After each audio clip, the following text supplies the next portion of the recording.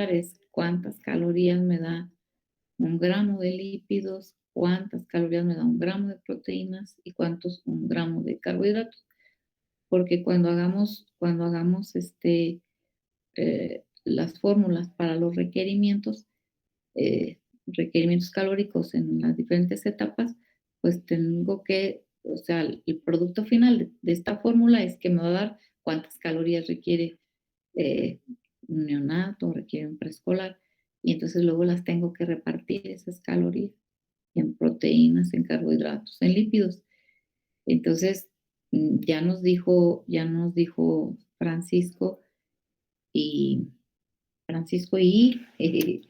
eh, ¿quién más era? Francisco, ¿y quién está? Mi compañero José Luis. Y José Luis, sí, cierto, José Luis. Déjame, es que lo tengo en otra hoja. José Luis y Francisco, ya. Eh, y nos dijeron que entonces las proteínas me dan 1 gramo, ¿cuánto, muchachos? De calorías. 4 kilocalorías. 4. ¿Y quién otro me da 4 de los macronutrientes? A ver, las proteínas me dan 4 y me faltan 2, o sea, los lípidos y los hidratos de carbono. De esos 2, otro me da 4 y el otro me da 9. ¿Quién me da 9 y quién me da 4? Los lípidos 9 y los carbohidratos 4, doctor. Y los carbohidratos 4, así es, Daniel.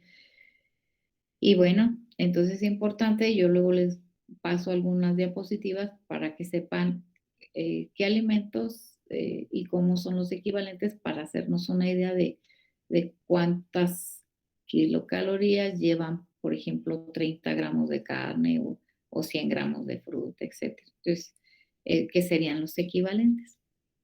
Bueno, entonces, mm, pues vamos, una caloría, ¿qué es una caloría, muchachos? En las definiciones no estaba eso, ¿verdad? Que era una caloría. Bueno, Lo eh, mencionamos casi al final, doctor, perfecto, perfecto. pero es muy general. Es muy general. Bueno, y luego ya Neftalí nos va también a complementar porque él lo levantó la mano ahorita y si quería agregar algo, que lo comente Neftalí. Entonces, bueno, vamos a continuar, Francisco y José Luis.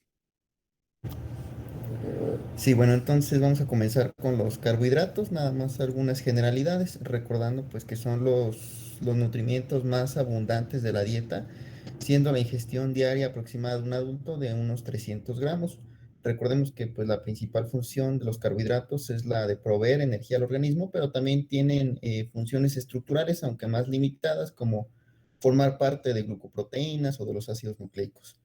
Ahora, pues si recordamos, los carbohidratos están constituidos por átomos de carbono, de hidrógeno y de oxígeno, y a su vez se pueden clasificar de acuerdo a su complejidad en monosacáridos, en disacáridos y en polisacáridos. Bueno, dentro de los monosacáridos, la glucosa es el más importante porque es la principal fuente de energía para el organismo. Sin embargo, solo una pequeña cantidad pues es consumida como tal, ya que principalmente procede de la hidrólisis de los almidones o polisacáridos. Dentro de otros monosacáridos pues, está la fructosa, que se encuentra principalmente en la sacarosa del azúcar de la caña y en las frutas, y la galactosa, que procede principalmente de la hidrólisis de la lactosa, que se encuentra en los lácteos y en sus derivados principalmente. Recordando un poco de la digestión de los carbohidratos, pues principalmente la digestión se inicia en la cavidad bucal por acción de la amilasa salival. Sin embargo, en esta parte podríamos decir, del metabolismo de los carbohidratos es muy leve porque pues aquí los alimentos duran muy poco tiempo en la boca y esta amilasa salival es inhibida por el ácido gástrico. Entonces, pues el metabolismo se inicia principalmente cuando los carbohidratos llegan a nivel del duodeno. Bueno, una vez en el duodeno, la amilasa pancreática hidroliza los almidones y se liberan la maltosa y las dextrinas, que son residuos de 5 a 10 moléculas de glucosa, y a su vez estas son hidrolizadas por otras disacaridasas y oligosacaridasas que se producen en el borde en cepillo de la mucosa intestinal, como son la glucoamilasa o la maltasa, hasta obtener únicamente átomos o moléculas de glucosa más bien. A su vez, pues la lactasa hidroliza la lactosa, liberándose glucosa y galactosa, y la sacarasa hidroliza la sacarasa para liberar fructosa y glucosa. Y una vez que estas son liberadas, los monosacáridos pues son captados por células de la mucosa intestinal a través de los sistemas de transporte específicos. La glucosa y la galactosa, si recordamos, comparten con el sodio el mismo sistema de transporte, por lo que también promueven su absorción, pero la fructosa se absorbe por un proceso más bien de difusión facilitada. Ahora, una vez que es absorbida, la glucosa pues representa la principal fuente de energía utilizada por las células en el organismo. Recordemos que esta entra a un proceso llamado glucólisis, en donde obtenemos finalmente el lactato y el piruvato, pero solo una pequeña cantidad de energía.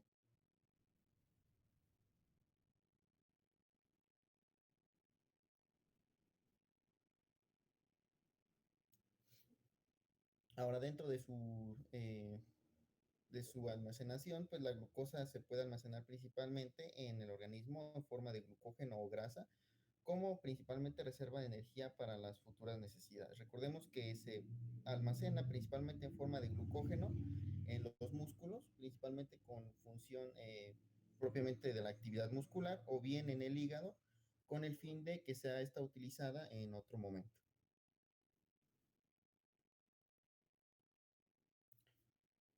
Ahora, pese a que pasan periodos de ayuno o exceso en la ingestión de los carbohidratos, la concentración de glucosa en la sangre se mantiene gracias a la participación de dos hormonas del páncreas, que son la insulina y el glucagón. Recordemos que la insulina tiene un efecto hipoglucemiante al promover el paso de la glucosa al interior de las células, principalmente a las musculares y a las adiposas, mientras que el glucagón tiene una función hiperglucemiante, ya que estimula la desintegración y la liberación del glucógeno hepático en el proceso pues que conocemos como glucogenólisis. Realmente no existe una recomendación específica para la ingestión de estos nutrimentos, pero se considera que deben de representar entre un 50 y un 60% del total de la energía consumida en la alimentación después del primer año de vida. Y un gramo de los carbohidratos proporciona 4 kilocalorías. Ahora, los disacáridos pues están constituidos por dos moléculas más simples que son monosacáridos. Pues, tenemos principalmente tres, que es la sacarosa o llamada azúcar de caña, que está constituida por fructosa y glucosa y es utilizada principalmente como endulzante de una gran cantidad de alimentos. La lactosa está constituida por glucosa y galactosa, que es el carbohidrato presente en la leche y en sus derivados, y la maltosa, constituida por dos moléculas de glucosa, rara vez se consume como tal y principalmente proviene de la propia hidrólisis de los almidones. Finalmente, pues ya mencionamos los polisacáridos, que son los principales representantes de este grupo, que son los almidones y la celulosa, aunque esta última no tiene ningún papel metabólico, ya que no se absorbe en el intestino, y entonces los almidones son los que constituyen más del 50% de todos los carbohidratos que consumimos. Se encuentran principalmente en los cereales, en las leguminosas y en las raíces feculentas.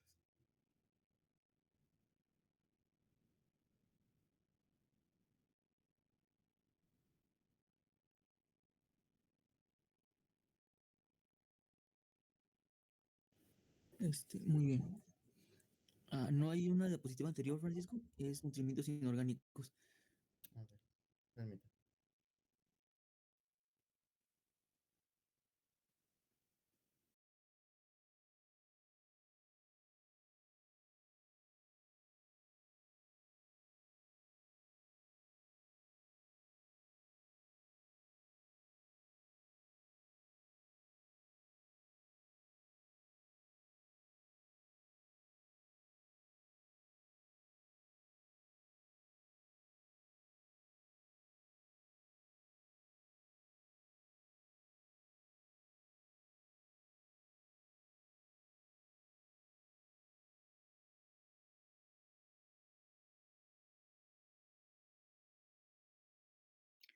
Tanto a las vitaminas como a los minerales, muchachos. En nutrición, pues también se les llaman micronutrientes. Entonces también son los nutrientes inorgánicos y también llamados, o nutrimentos inorgánicos o también llamados micronutrientes. Y bueno, los macronutrientes son los que nos han mencionado anteriormente. Adelante, José Luis. Muy bien, gracias, doctora. Continuamos con nutrimentos inorgánicos, comenzando por calcio, el cual participa en funciones vitales, desde la conducción nerviosa, la contracción muscular y la coagulación sanguínea. Además, en la permeabilidad de las membranas, un mensajero intracelular. El 99% del calcio en el organismo se encuentra en el esqueleto. Además, existen mecanismos que regulan su concentración a nivel intracelular y extracelular, manteniéndola dentro del límite estrecho, el cual conlleva de 8 a 10 miligramos sobre decilitro. Aproximadamente el 50% del calcio plasmático se encuentra ionizado, el cual es su forma activa biológica. El 10% se encuentra en formas no ionizadas, pero difusibles, como el bicarbonato de calcio. Y el 40% restante se encuentra unido a proteínas, especialmente la albúmina.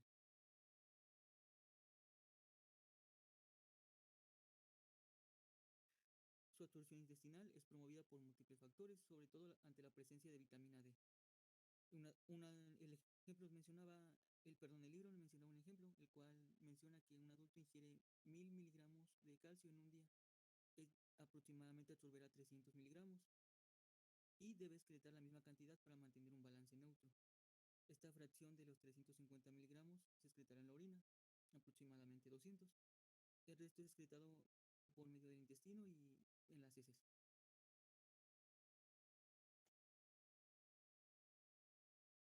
Entre las mejores fuentes de calcio se encuentra la leche y sus derivados.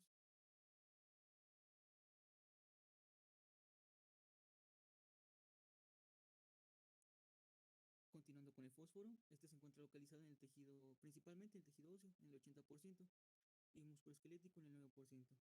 Este forma parte de la estructura de algunos lípidos, proteínas, carbohidratos y ácidos nucleicos.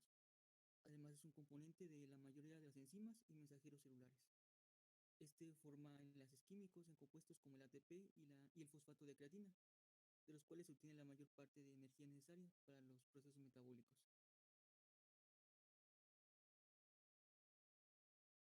Su absorción intestinal es eficaz alrededor del 70% y es constante.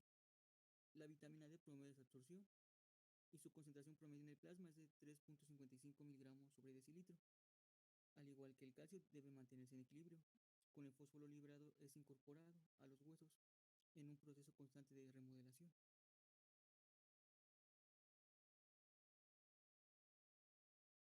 Los riñones se encargan de conservar su balance debido a que regulan su excreción.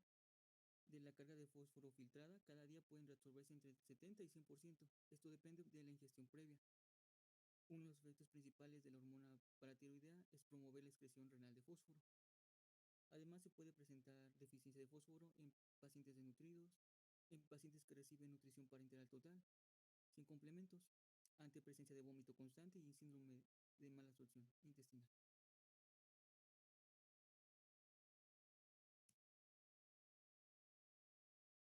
Existen diversos datos clínicos de hipofosfatemia, los cuales son debilidad y anorexia principalmente. En cuanto a la hiperfosfatemia, es raro encontrarla, ya que los riñones son capaces de excretar grandes cantidades de fósforo, pero puede observarse en enfermedades renales, principalmente la insuficiencia renal. Y el fósforo se encuentra en numerosos alimentos, como la leche y sus derivados, además de carnes y cereales.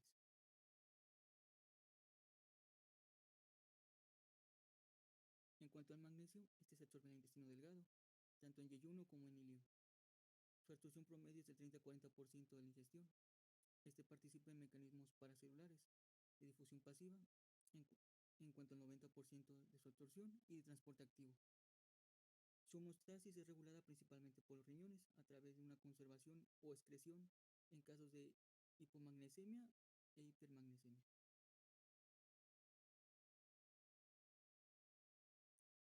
La concentración normal de magnesio en el plasma es de 1.5 a 2 miliequivalentes sobre litro y se consideran fuentes ricas de nutrimento, leche, cereales, leguminosas y verduras verdes. De hoja verde, mejor dicho. En cuanto al zinc, este se encuentra en más de 60 enzimas que requieren su presencia para llevar a cabo diversas funciones. Además, participa en el proceso de transcripción y regulación de la expresión de diferentes genes. Se absorbe en el intestino delgado, alrededor del 30% del cine ingerido. Este se concentra en el hígado y para pasar posteriormente a la circulación sistémica. En el plasma se encuentra ligado particularmente a la albúmina y en menor proporción a otras proteínas plasmáticas. Se excreta a través del tracto digestivo y una pequeña parte en la orina. Sus signos de deficiencia incluyen anorexia, retraso en el crecimiento, alteraciones dermatológicas e inmunológicas, hipogonadismo y retraso en la maduración sexual. Es abundante en las carnes rojas, algunos productos del mar, cereales y menor proporción en la leche. En cuanto al cromo, este se considera que potencia la acción de la insulina, por lo que mejora la tolerancia a la glucosa en sujetos con intolerancia. Sin embargo, este efecto no se ha demostrado en pacientes sanos. Su absorción intestinal es pobre, ya en alrededor del 0.5 al 2% del total de la ingesta, y se excreta casi en su totalidad en la orina.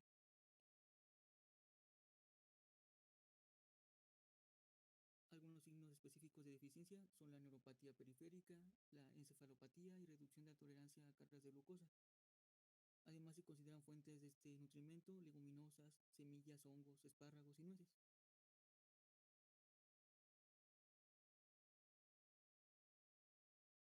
En cuanto al manganeso, este es un activador de varios complementos enzimáticos y componente de metaloenzimas. Este es relacionado con el metabolismo de los carbohidratos y la síntesis de la urea. Su absorción intestinal es muy pobre, alrededor del 30% del total de la alimentación. Este es captado por el hígado, el cual lo incorpora proteínas para pasar a la circulación. Se excreta con la bilis y una pequeña cantidad en la orina. Se consideran fuentes adecuadas cereales, frutas y verduras.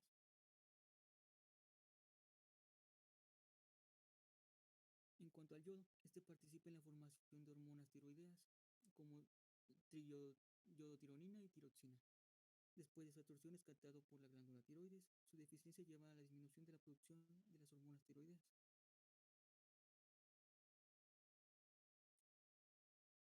Su deficiencia se puede manifestar mediante la presencia de bocio, hipotiroidismo, retraso en el crecimiento y desarrollo, además retraso mental en formas graves. Su carencia es endémica en algunas zonas, además se considera la causa más común de retraso mental prevenible y se encuentra especialmente en agua y los productos de mar. Y se han utilizado distintos vehículos, por ejemplo la central yodada, esto para aumentar su consumo en la población y prevenir su carencia.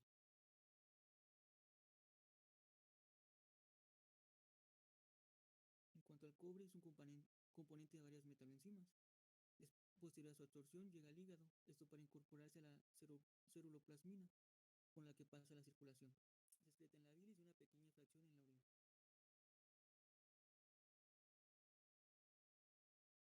Entre las manifestaciones clínicas de su deficiencia encontramos la decoloración del pelo, despigmentación de la piel, hipotonía muscular, hipotermia y alteraciones neurológicas. La fuente más rica de este nutrimento son los productos del mar y las leguminosas. En cuanto al flúor, los tejidos a los que se puede incorporar son principalmente huesos y dientes. Su ingestión se ha relacionado con disminución de la prevalencia en caries dental. Se absorbe de forma eficaz para ser captado en los tejidos calcificados y se excreta en la orina.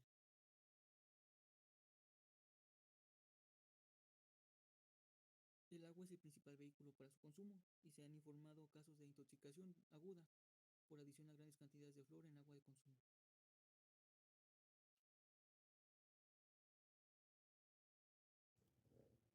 Bueno, ahora finalizando con algunas definiciones, pues empezamos con la energía. Recordemos pues que el cuerpo humano requiere de energía para poder realizar una gran cantidad de reacciones físico-químicas y una gran cantidad de actividades electromecánicas. Entonces, el desarrollo de cualquier actividad física, la formación de tejidos, su mantenimiento y su regulación, pues requieren de energía. Entonces, la unidad de medición de la energía presente en los alimentos es la kilocaloría, que pues representa la cantidad de calor necesaria para poder elevar la temperatura de un kilo de agua de 14.5 a 15.5 grados centígrados. Muy bien, Francisco. Francisco. Eso es lo que ibas a decir, Nestali.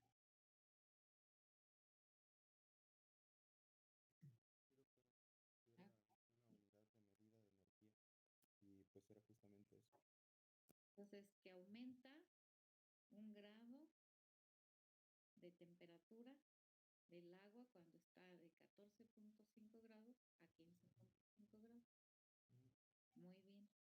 Eh, aquí, antes de que avances, déjenme decirles entonces, si ustedes ven todo lo que platicaron de los minerales, todos, la gran mayoría de los minerales, porque también están las vitaminas, pero las vitaminas les dije que no las pusieran porque vamos a hablar de las hipovitaminosis y bueno, pues ahí ya las refieren, pero vamos a abordar algunas como la deficiencia también de vitamina D, el raquitismo, bueno, que también es vitamina, pero que está muy en relación pues con el calcio que aquí lo mencionaron.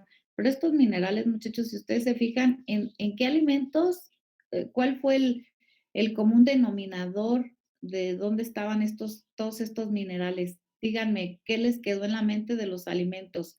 ¿En qué alimentos?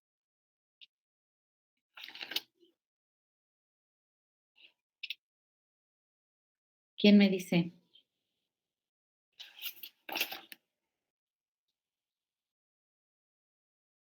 A ver, Frida.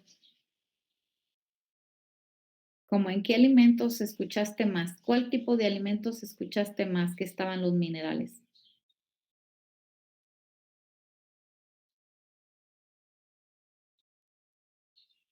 ¿No, Frida? Dulce. En las carnes, doctora. Ah, tú escuchaste en las carnes. Bueno, a ver, alguien. Sí, está bien, Frida. ¿Quién más opina? Sí, Leticia, Paula. ¿Tú en qué? ¿Tú como qué idea te quedó de en dónde más? Habían mencionado de los que tenían hoja verde. Ujú. Sí. Mira, Francisco, tú estás, no sé si tienes toda la presentación, pero si tú te regresas, si tú te vas regresando, vean ahí, vean ahí, este está en pescados, que era el flor, pero vean, por ejemplo, el cobre está como en leguminosas, síguele pasando la anterior.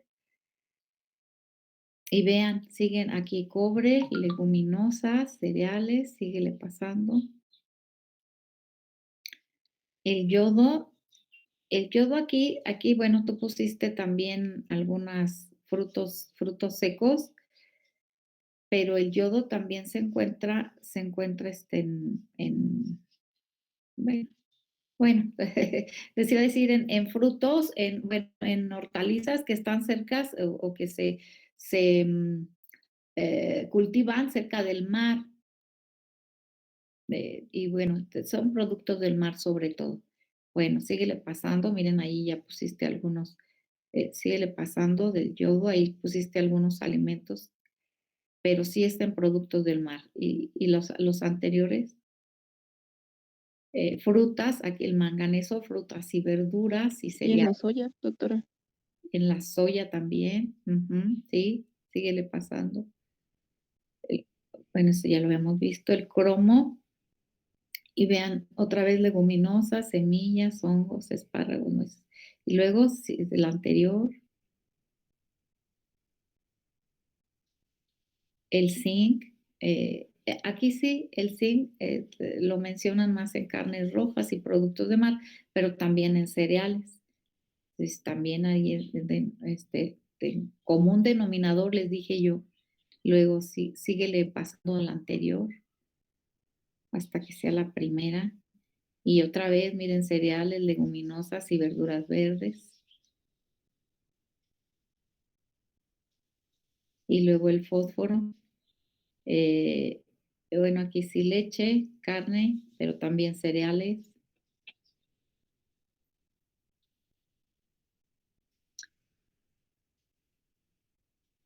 Este sí, pues este no tiene pierde, ¿no? Pues este va a ser en la leche.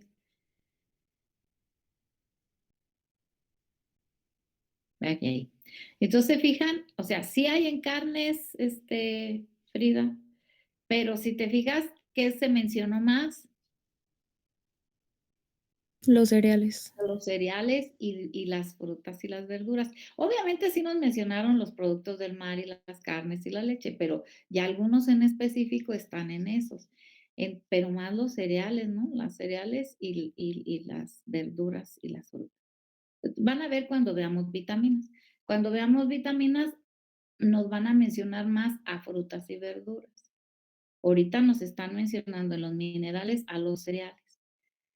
Y si ustedes recuerdan lo que nos dijo José Luis y Francisco, de que después del primer año se ocupa de la energía, o sea, del proveniente va a ser, o sea, la mayor porcentaje, más del 50% o el 50% de los carbohidratos. ¿Y de dónde vienen los carbohidratos? Principalmente, pues de los cereales. Entonces, porque es la forma de donde se van a degradar o que hay mayor, o sea, no en forma simple. Ahora consumimos más en forma simple, recuerden, con los alimentos que son ya que llevan el azúcar directo, pues, ¿no? Pero se trata de que demos un equilibrio o una orientación y pues de preferencia que sean los cereales complejos, los que les cueste al intestino degradarlos, muchachos. Y que poco a poco lo vayan absorbiendo, eso es lo ideal. Porque si comemos los alimentos o los carbohidratos, más bien los carbohidratos simples, rápidamente se absorben. Acuerden que ya lo comentaron sus compañeros que el mecanismo para entrar a la célula intestinal pues va a ser pues puede ser difusión facilitada o van a requerir también energía. Entonces voy a gastar energía para pasar el alimento del intestino, incluso ya el desdoblarlos desde que mencionaron ustedes, desde la boca, como los carbohidratos, o desde el estómago, estoy gastando energía, muchachos. Entonces, cuando estoy comiendo, estoy gastando energía y es un porcentaje de la energía que requiero, la voy a dedicar a este proceso. Y esto es importante, esto es muy importante para cuando ustedes tengan un niño, sea que le indiquen algo que es rápido de absorción o sea que le indiquen algo que sea lento. En este caso, como en la obesidad, pues no le van a dar alimentos que sean de rápida absorción. Entonces tienen que eliminar todos esos alimentos, o sea, como todo lo que lleve azúcar, pues, y darle complejos. Y al revés, un niño con desnutrición, sí le voy a facilitar que rápido se le absorba y a lo mejor le doy incluso degradados los aminoácidos y a lo mejor le doy, pues, la glucosa así ya como tal rápido para que se le absorba.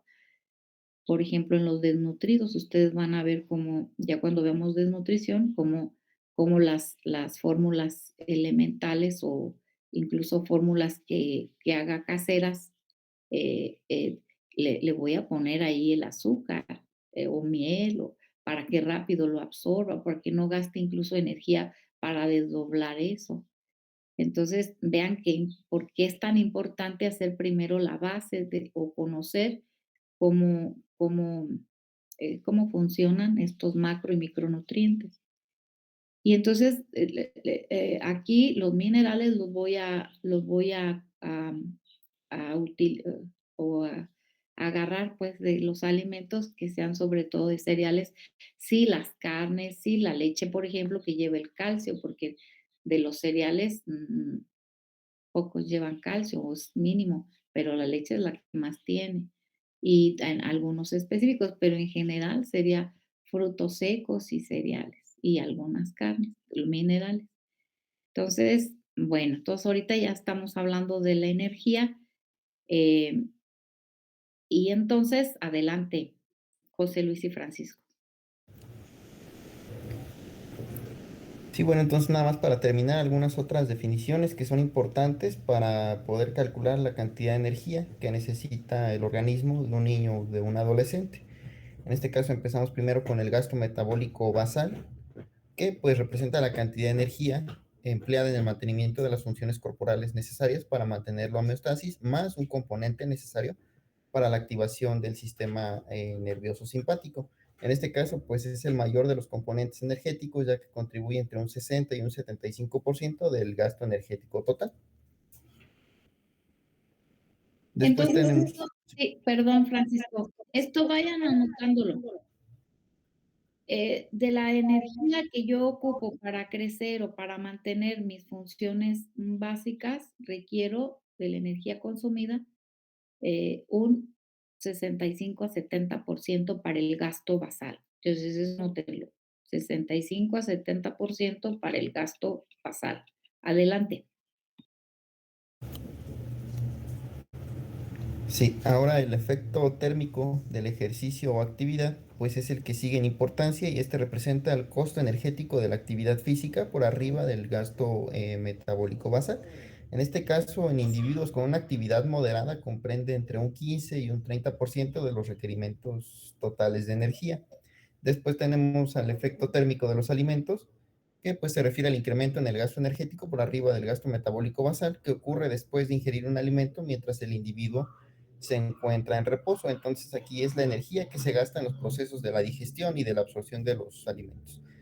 Y finalmente la termogénesis, que es el cambio en el gasto energético inducido por modificaciones en la temperatura ambiental. Ahora otra definición que hay que tener presente, pues es la porción no utilizada de los alimentos, que representa la energía que se pierde con las evacuaciones intestinales. Y pues eso sería todo de nuestro tema. Muy bien. Entonces, a ver, del 100% de la energía para mantenerme en homeostasis, ¿cuánto voy a gastar en el metabolismo basal?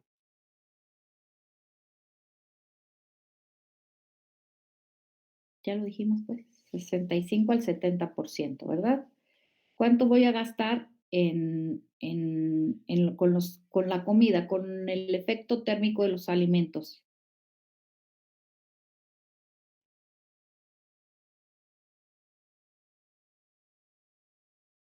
¿Quién lo dice? Ya lo dijo Francisco, pero lo que quiero pues es hacer los porcentajes, muchachos.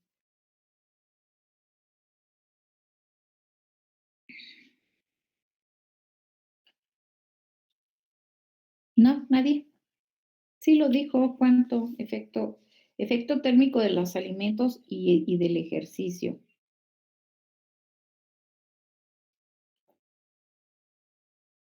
¿No?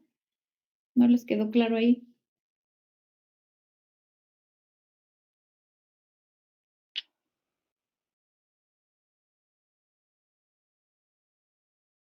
A ver, María Luisa.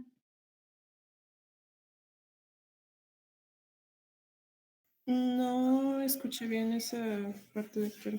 Ok. ¿Alguien que lo haya escuchado? Carlos Eduardo, sí. Recuerdo que dijo de un 30 a 15%. 15 a 20. 15 a 20. Esa energía la voy a gastar con el efecto térmico de los alimentos, de un 15 a un 20%. Y si ya llevo 70 más 20 son 90 y me va a sobrar más o menos un 10%. Y ese lo voy a gastar entre el efecto del, eh, a ver, el efecto térmico de los alimentos es un 10%. Aquí no sé si nos hicimos el cálculo mal, pero el ejercicio es 15 a 20. El gasto metabólico basal es 65 al 70 y el efecto térmico de los alimentos aproximadamente un 10%. Y, y esto de los cambios de temperatura es mínimo y se incluye en el efecto térmico o en el ejercicio. Entonces, en términos generales, voy a gastar otra vez, y voy a decir los máximos porcentajes, 70% en el metabolismo basal, en el efecto térmico de los alimentos un 10% y en el ejercicio un 20%. ¿Sí? ¿Sí quedó claro? ¿No lo revolví? Sí, doctora, sí quedó claro. Ejercicio 20%, 70% metabolismo basal y efecto térmico de los alimentos un 10%. Y esto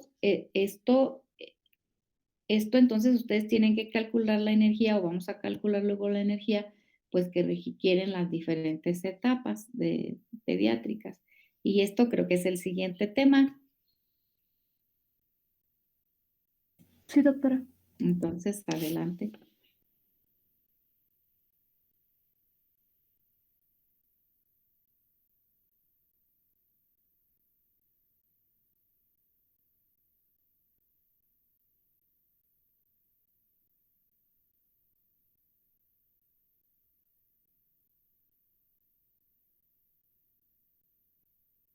Bueno, mi compañera Beida y yo vamos a seguir con el tema de requerimientos calóricos en las diferentes etapas pediátricas, pero nos vamos a enfocar más en las ecuaciones. Como un repaso rápido, recordemos que las proteínas pues, son de origen animal y vegetal. Estas van a ser las necesidades más elevadas en niños adolescentes porque pues, por la formación y crecimiento de los tejidos. Aquí lo que quiero destacar es que es 1 gramo de proteína de la dieta va a proporcionar 4 kilocalorías. En el cuadro que muestra el valor nutrimental dependiendo de la edad. Por ejemplo, de 0 a 6 meses, en las proteínas por gramo, kilogramo sobre día van a ser de 2. De 7 a 12 meses va a ser de 1.1. De 1 a 3 años va a ser de 1.0. De 4 a 8 años va a ser de 1.0. Y aquí, de 9 a 3 años, ya se va a dividir entre masculino, que va a ser de 1.0, y femenino de 0.95. De 14 a 18 años también se divide en masculino de 0.95 y de femenino a 0.85. Aquí, María Fernanda, nada más quiero que tus compañeros me digan qué notan en el valor nutrimental en cuanto a las proteínas de más pequeño hasta más, con más edad. ¿Qué notaron? ¿Qué notan? ¿Quién me dice qué notan?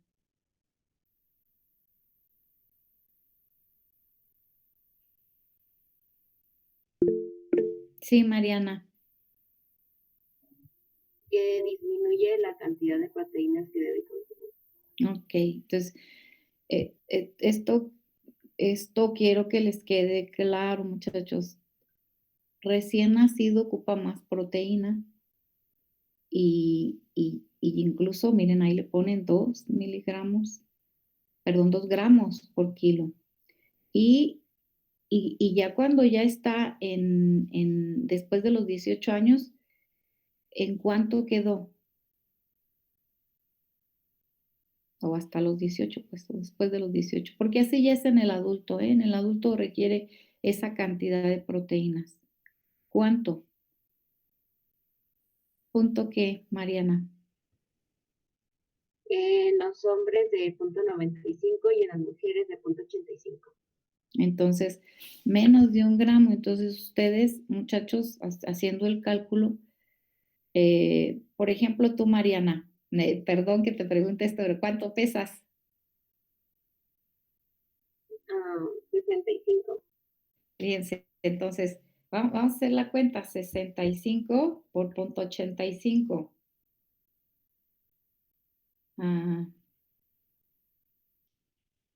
¿Ya lo hicieron? Que yo no encuentro la calculadora aquí. Ya la encontré.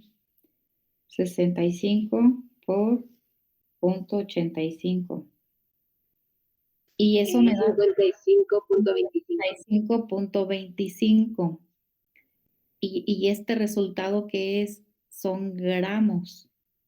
Entonces, tu necesidad de proteínas es de 55. Aquí en femenino le bajan un poquito de 0.85, pero van a ver ustedes que puede ser 0.9 en forma general, tanto en hombres como en mujeres. Entonces puede ser a lo mejor un poquito más, hasta 0.9, y no excederte de 1 gramo diario por kilo de proteína. Entonces tú ocupas 55 gramos. Y esta cantidad, ¿cuántas calorías te va a dar, Mariana? O sea, ella ocupa 55 gramos de proteínas para mantener un equilibrio para su metabolismo basal, etcétera, para su necesidad, pues, de proteínas de su organismo. ¿Cuántas kilocalorías van a surgir de estas proteínas? 221. 221 kilocalorías. Estas van a ser las que les van a dar las proteínas. Y entonces, luego vamos a hacer el cálculo, yo les voy a dejar ejercicios, pero entonces es de las calorías de las proteínas serían como las menos, porque obviamente comemos más carbohidratos y los lípidos me dan muchas más kilocalorías. Entonces, de donde me voy a proveer de calorías, lo menos es de las proteínas, pero esta es su necesidad que requiere, porque si se excede puede dañar al riñón. O sea, si estuviera comiendo en exceso proteínas, el riñón no alcanza a filtrar tanto producto del metabolismo de la proteína y puede dañarse. Y esto es lo que sucede, por ejemplo, con las personas que no llevan un buen,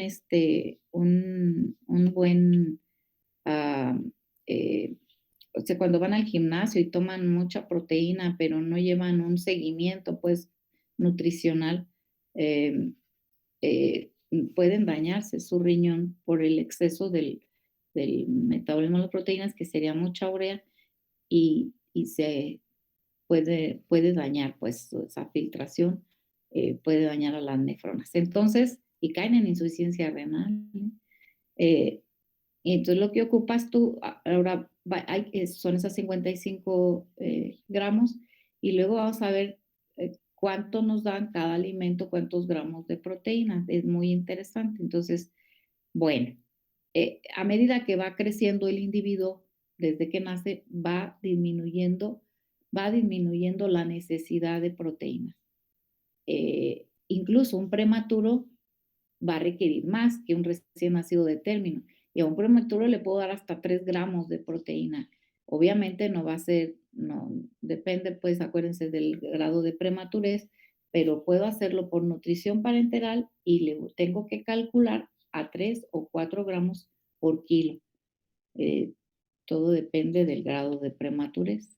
Y ya cuando nace, sí puede ser entre 1 y 2 gramos en el recién nacido, pero le puedo dar hasta 2 gramos. Y luego, miren, ya vaya disminuyendo, porque ya cuando está en el lactante, vean, el lactante menor ya ocupa 1.1. Y a partir de o sea, a partir del año, ya es 1 gramo por kilo. Bueno, entonces ya hice énfasis en las proteínas y en las diferentes etapas. Y continuamos, Fer. Sí, doctora. Bueno, ahora los lípidos, como ya mencionó mi compañero Francisco, no existe un requerimiento específico para la ingestión de grasas. Sin embargo, este no tiene que representar mayor al 30% de la energía total en adultos. Sin embargo, en los primeros 2 años de vida, estos pueden representar el 50% de la energía consumida, debido a que el lactante es alimentado al pecho materno. La recomendación específica de ingestión de los ácidos grasos indispensables es de 1 a 3% calorías totales de la dieta, y 1 gramo de grasas de la dieta va a equivaler a 9 kilocalorías. Pasando a los carbohidratos, igualmente no existe una recomendación específica para su ingestión. Estos pueden representar el 50 al 60% total de la energía consumida en la alimentación, esto es después del primer año de vida. Y 1 gramo de hidratos de carbono nos va a proporcionar 4 kilocalorías. En energía, pues Entonces, también. sí, Marifer, otra vez voy a meterme, porque entonces, de todas las kilocalorías que voy a consumir al día, ¿cuántas voy a consumir de carbohidratos, muchachos? Tú ya no me lo digas, Marifer, alguien más. ¿Cuánto voy a ocupar para carbohidratos? O de la energía que consumo, de que provengan de carbohidratos, ¿cuánto va a ser? ¿Qué porcentaje, pues? Del 50 al 60%. Ajá, entonces, a ver, 50, 60. Pero en un niño quedamos que era como lo fundamental el carbohidrato, entonces, ¿se lo dejan en 50 o en 60? A lo mejor un adulto con sobrepeso lo dejan en 50, pero en un niño, pues mejor déjenle el 60, ¿no? El 60%. Todo depende también, porque a ver, si tiene un adolescente obeso, pues le dejan 50, pero en general son el 60%. Y luego, de los lípidos, ¿cuánto?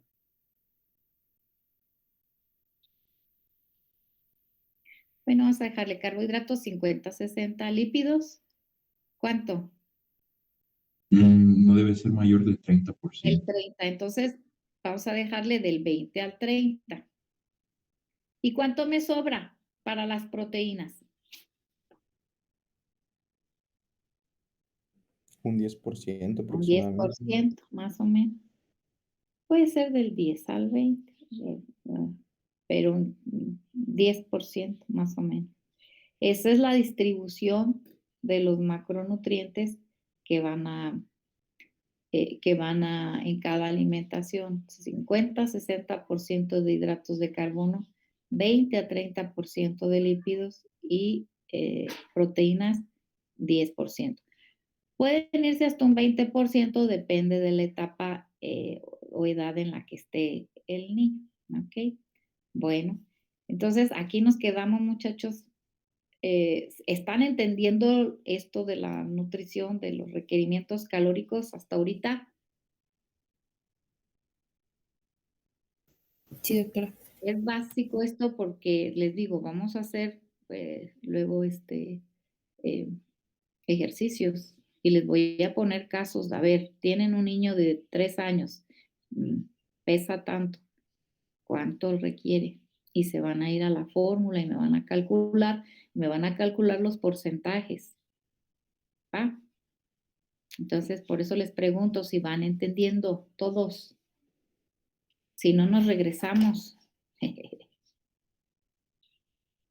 Bueno, espero que vaya todo bien. Entonces, nos vemos el día de mañana, muchachos. Y continuamos con Beida y con Fernanda. Sí, Gracias, Sí, doctora. doctora, Hasta está muy mañana. bien. Gracias, Gracias. doctora. Hasta mañana.